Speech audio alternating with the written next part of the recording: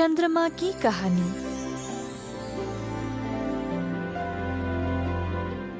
बहुत साल पहले रहता था चंद्रमा।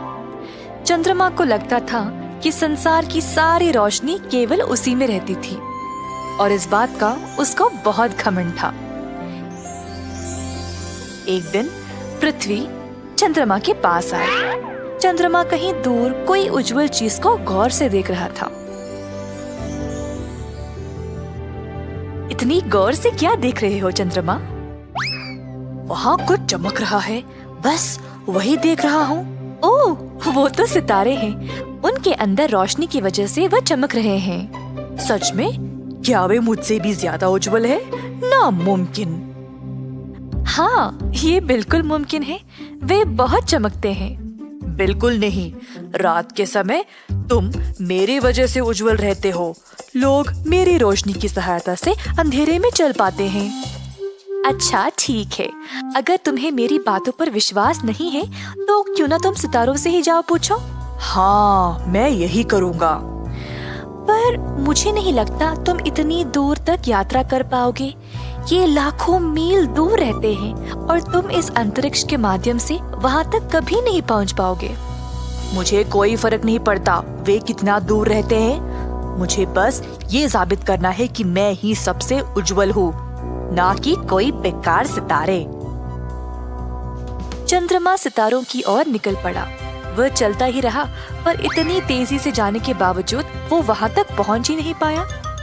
रास्ते में उसकी मुलाकात कई ग्राहों से हुई, जो उससे पूछे कि इतनी तेजी से वह कहाँ जा रहा है। हे चंद्रमा, कहाँ दौड़े जा रहे हो?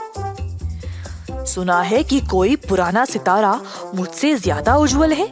मुझे पूरा यकीन है कि सबसे उज्जवल और चमकीला मैं ही हूँ। बस यही साबित करने जा रहा हूँ। क्या तुम्हें सच में ऐसा लगता है? चलो ठीक है, जाओ पता लगा लो। बाकी के ग्राहों हंसने लगे और चंद्रमा गुस्से से अपने रास्ते चलता रहा। चंद्रमा और तेज रफ्तार से जाने लगा और जल्द वह सूर्य के पास आ पहुंचा, जो उजाला और गर्मी से धधक रहा था। हे चंद्रमा मेरे दोस्त, कहाँ जा रहे हो? मैं कुछ सितारों से मिलने जा रहा हूँ, जिनको लगता है कि वे मुझसे भी ज्यादा उज्जवल है। मुझसे, चंद्रमा से ज्यादा उज्जवल और कोई नहीं। वैसे रोशनी तो तुम्हें मुझसे मिलती है, तुमको अपनी खुद की प्रकाश है ही नहीं। सितारों के पास तो खुद की रोशनी है, और हाँ, जितना तुम्हारा अंदाजा है उससे कई ज्यादा बड़े हैं सितारे। तुम मजाक कर रहे हो। मैं तुम्हें साबित करके रहूंगा कि मैं ही सबसे उज्जवल हूँ। अलविदा। जैसे चंद्रमा आगे जाता रहा, उसको कहीं दूर अब सितारे नजर आने लगे। हाहा, कितने छोटे हैं। जैसा मैंने सोचा था वैसे ही। बस अब इस बारे में सबको बताना पड़ेगा। चंद्रमा और तेज रफ्तार से चलने लगा और जब थोड़ा और पास पहुंचा तो उसको पसीना आने लगा और गर्मी भी बहुत ज्यादा बढ़ गई थी। जब तक चंद्रमा अपने मंजिल तक पहुंचा, वो बहुत ही ज्यादा थक गया था। उसके इर्द गिर्द सब उज्जवल था। चंद्रमा को विश्वास ही नहीं हुआ। अपनी नजरें ऊपर उठाया तो उसने एक महाकाय सितारे को देखा। वो इतना बड़ा था। हे भगवान, तुमसे कितनी तेज रोशनी आ रही है। मुझे विश्वास ही नहीं हो रहा। तुम कैसे इतने छोटे लगते हो दूर से, पर पास से इतने बड़े? हा, लगता है तुम्हें सितारों के बारे में कुछ नहीं पता।